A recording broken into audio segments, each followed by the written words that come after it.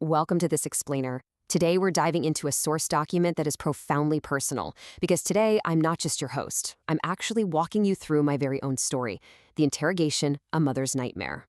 I really want you to step into my shoes for a bit, as a terrified, expecting mother facing a literal waking nightmare.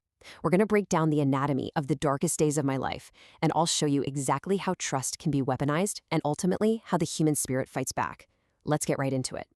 So picture this, okay? You're 9 months pregnant and the police kicking your door. Really try to vividly imagine that sheer, breathless terror. I was just standing in my own home, my safe haven, completely clean, just doing that nesting thing and preparing for my new baby, and suddenly officers just burst in with a search warrant. They're tearing through my private space, looking for drugs? Drugs? I mean, it was a terrifying, totally disorienting shock to the system. My heart was pounding so hard I literally thought my chest was going to crack open. 2. That is the exact number of weeks I had left until my due date. Just 14 days. I really want you to understand the extreme vulnerability I was dealing with here. At 9 months pregnant, you're physically exhausted, you're emotionally drained, and your entire focus is just on bringing a fragile new life into the world safely. To have your sanctuary invaded by the police at that exact moment, it's a level of stress that completely defies description. You just feel so heavy, unprotected, and entirely exposed. And the reality of how that raid ended was just so incredibly cold. You'll be receiving a summons soon. I'm standing there, massive lump in my throat, physically fighting back tears while watching these officers pack up after completely ransacking my stuff. And they found absolutely nothing, of course, because there was nothing to find. But rather than, an apology, they just delivered that line with this chilling indifference, leaving me standing alone in the wreckage of my own living room. A few days later, driving down to the police station, I was so incredibly naive. I was thinking, was this just a malicious tip? I genuinely, truly believed this was just some routine procedure. I figured the police had gotten a stupid prank call, and I just needed to go down there, clear my name, and put the whole ridiculous misunderstanding behind me. I even rehearsed my calm, cooperative answers in the car. God, I was so wrong. Because the real nightmare? That began in the interrogation room.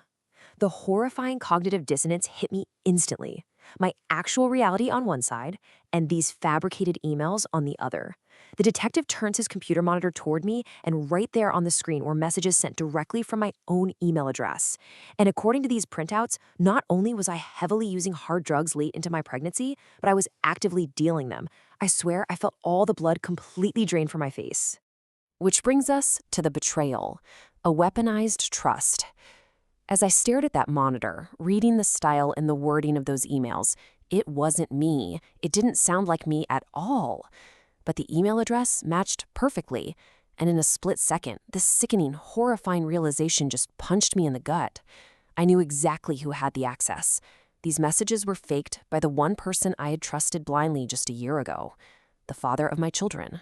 Let's break down the calculated, ruthless anatomy of this betrayal step by step. Step 1. Gain passwords through total trust. Over the years, I'd freely given him the passwords to my email and Facebook. Never in my wildest dreams did I think he'd weaponize them against me. Step 2. Forge emails about drug dealing. Step 3. Tip off the police to lock me away.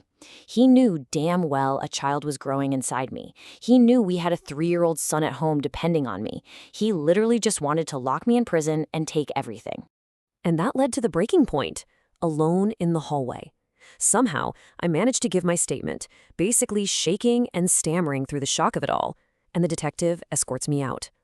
Now, as long as I was walking behind him, my pure survival instinct held me together, just putting one foot in front of the other, maintaining that facade of control. But the very second that officer turned around and the heavy door clicked shut behind him, I completely and totally shattered. A single, terrifying question was just echoing in my mind. If he went as far as framing the mother of his own children for a felony, what on earth would he do next? I collapsed into the nearest chair in that dark, empty hallway. I felt this deep, suffocating despair.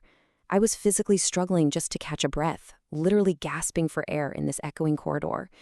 The monster I was dealing with was so ruthless that these dark, horrific thoughts started creeping in.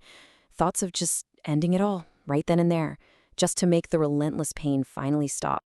But then, right in the middle of a screaming sob, something incredible happened. It was like a voice saying, "Mom, I'm right here." Now, it wasn't spoken out loud, obviously. It was a physical sensation. A gentle, really pronounced movement inside my belly. My unborn baby moved. And it was this incredibly powerful anchoring force that pulled me right back from the edge.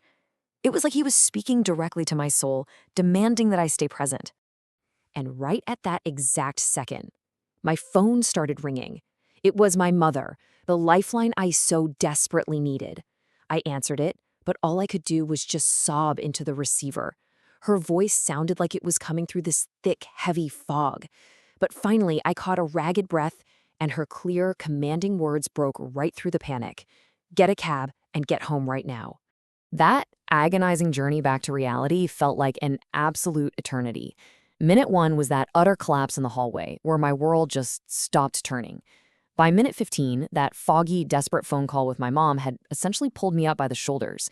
By minute 30, I'm standing at the taxi stand outside the station, forcing myself to gather whatever tiny shred of dignity I had left to face the public eye. And then hour 1, that agonizing 6-mile drive back to my family home, culminating in walking through the door and hearing my mom ask, "What happened over there?" 2. Explaining what had just happened to my mother brought the despair crashing back down on me twice as hard. I sat at my kitchen table and cried nonstop for 2 whole hours, just uncontrollable weeping. I was so entirely broken, so violated, that not even the gentle, loving presence of my toddler hugging my legs could soothe the absolute terror that was coursing through my veins. Over the next few days, I fought the hardest battle of my entire life. I fought a brutal war with my own thoughts. I was practically paralyzed by sheer terror and this overwhelming sense of injustice, that someone could do this to their own family. But then, those rhythmic movements of the baby under my heart would start up again, and they demanded that I fight back. They constantly reminded me that I had absolutely no right to give up, no right to surrender to the darkness. I had to fight for my children. And that brings us to the final twist. About a week after that absolute nightmare of an interrogation, the tone of my story shifted from despair to resolute triumph. I was checking the mail, my hands still shaking every time I saw a white envelope, honestly, when another official letter arrived. Talk about the ultimate mic drop. A criminal investigation was officially launched against him. This wasn't a summons for me. It was an official notice that the police had figured it out. They saw right through the IP addresses and the timestamps. He was now being criminally investigated for misleading law enforcement and filing a false report. His weaponized trust had completely backfired, exploding right in his face. Round 1 was mine, but the war? Well, the war was just beginning. Look, I survived the frame-up. I survived the darkest, most terrifying thoughts in that police station hallway. But as I held that letter in my hands, feeling the paper between my fingers, I realized that protecting my family from a man this calculated and ruthless wasn't going to end with a single victory. The true fight for our safety, for our future, had only just started. Thank you so much for joining me for this story today. I'll leave you with this. If someone you trusted with your life tried to take it all away, how far would you go to fight back? Keep questioning, keep fighting, and I'll see you next time.